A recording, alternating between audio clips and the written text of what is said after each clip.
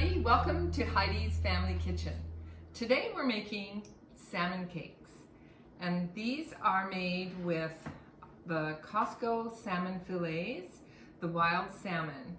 So just buy what you can. You want skinless, and you want about 1 1/4 pounds skinless salmon to do this recipe. So we're going to need a food processor for this recipe, and I'm going to just prepare the ingredients that are going into the salmon cakes first.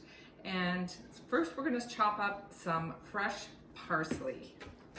And one little tip, if you have parsley to chop up, this has been already washed and I've taken the stems off. Just roll it up in a little ball and chop it.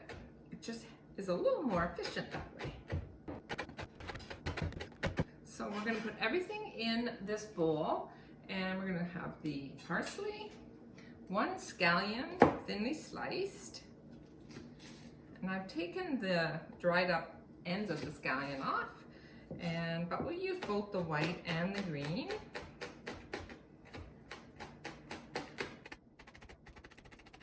Right up until, I don't like the looks of that, so we'll just use up to where it looks nice. So put that in the bowl. We want 1 shallot, and well, I probably only need about half.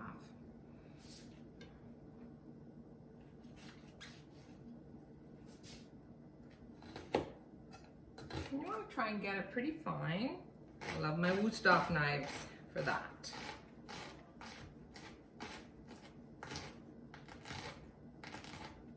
I think half that big shallot is going to be enough. Okay, and there's not very much filler in this recipe, so it is, I just need to get a spatula. We have only 2 tablespoons of mayonnaise in there. We have 1 teaspoon of Dijon mustard, 3 tablespoons of panko, salt, pepper, and cayenne pepper. We want 4 teaspoons of lemon juice. So I'll just squeeze it into here and estimate. 1, 2, 3, 4. So that's what's going to hold our salmon cakes together. So we have our skinless salmon fillets, and we're going to use the food processors as I said. So what we're going to do is chop these into just rough chunks like this and chop them up in the food processor, but not really fine. The thing is, these are not pureed salmon cakes. These are chopped up, and if a piece is a little bigger than ½ an inch, that's totally okay. So I'll show you what the size is like when I'm done pureeing them, and you'll know what you're looking for.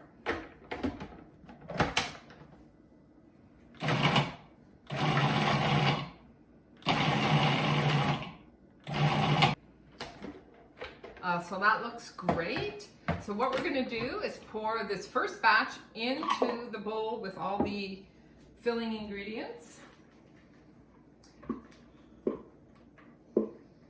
And then we'll do the next 2 batches. So it seemed to be 3 to 4 pulses did the trick. All right, so now all the last batch of salmon is going in with all the filling ingredients, or the binding ingredients, flavoring, and we are going to mix that up with all the mayo and the shallots and all the yumminess. Okay, so now what we want to do is form these into patties, and I'm going to form them into patties and put them in here. And then when it's time to fry them, we're going to bread them in the panko and pan fry them with some vegetable oil. So we should get about 8 cakes out of this 1/3 cup. So I usually start with my 8. So I've portioned out the salmon, and we have 8 pieces here, and I'm just going to refine the shape and put them in the panko. So I have 3/4 cup of panko, which are Japanese breadcrumbs, and they're really nice and crispy, so they make a beautiful crust without, you don't have to flour an egg like some breading things. You just use the panko, and that makes a nice crust. So you use 1/3 cup measure, and just plop it in the panko here, and coat them like that. Give it a nice, keep them in shape. And there, and that's just what they look like. Shape it into a nice patty. You want it fairly thick, not too thin. So these are about 1 inch thick. If they're too thin, they'll just dry out when you fry them. So I'm on the last one here, and they look perfect. And you don't have to make them ahead and let them sit or anything. We can go straight to the pan once we have them all breaded. Okay, so there we go. We have all 8 ready to go, and we're gonna go to the pan. All right, so we've got 1/2 cup of vegetable oil in this 12-inch cast iron frying pan. I love cast iron, it's my favorite for a nonstick pan. And we're heated that up and it's nice and shimmering. And we're just going to put these in. And they don't take long, about 2 minutes on each side, until they're golden brown and delicious.